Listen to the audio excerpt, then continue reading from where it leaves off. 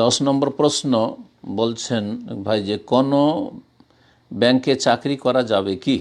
জি, কোনো ব্যাংকে চাকরি করা যাবে কি? ব্যাংক দেখতে হবে যে ব্যাংক সুদী ব্যাংক। সাধারণত ব্যাংক বলতে সুদী ব্যাংকই বুঝিয়ে থাকে লোকেরা, কারণ সারা বিশ্বে সব সুদী ব্যাংক, এমনকি মুসলিম দেশেও ম্যাক্সিমাম সুদী ব্যাংক।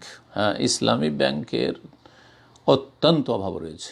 জি, সুতরাং যদি সুদী ব্যাংক হয় তাহলে সুদী ব্যাংকের সাথে যে কোনো রকমের আদান প্রদান, সেখানে চাকরি করা হারাম, এবং সেখানে চাকরি করে যে আপনি স্যালারি পাবেন, বেতন পাবেন, সেটাও হারাম, সেই রুজিও হারাম।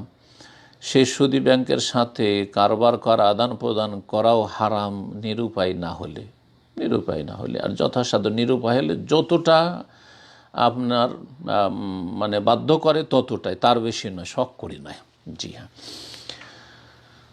বাকি যদি ইসলামী ব্যাংক হয়, আর আপনারা জানেন যে কোনগুলি ইসলামী ব্যাংক, যদি ইসলামী ব্যাংক হয় তারা দাবি করে যে আমরা ইসলামী অর্থনীতির খেয়াল রেখে আমরা কাজকর্ম করে থাকি, আর আমরা সুদি কারবার করি না, আমরা মুদারাবা, কাস্টমারদের টাকা পয়সা নিয়ে আমরা সেটাকে ব্যবসা বাণিজ্যে খাটাই, আর তারপরে সেখান থেকে আমরা লভ্যাংশ দিই। আমরা বাৎসরিক বা আপনার মাসিক আমরা এত % দেব এরকমটা করি না, বরং লভ্যাংশ থেকে আমরা দিয়ে থাকি এত %, যা লাভ হবে তাদের থেকে অর্ধেক অথবা যে কোনো একটা পরিমাণ দেব, এইরকম ভাগ দেব, তাহলে ঠিক আছে।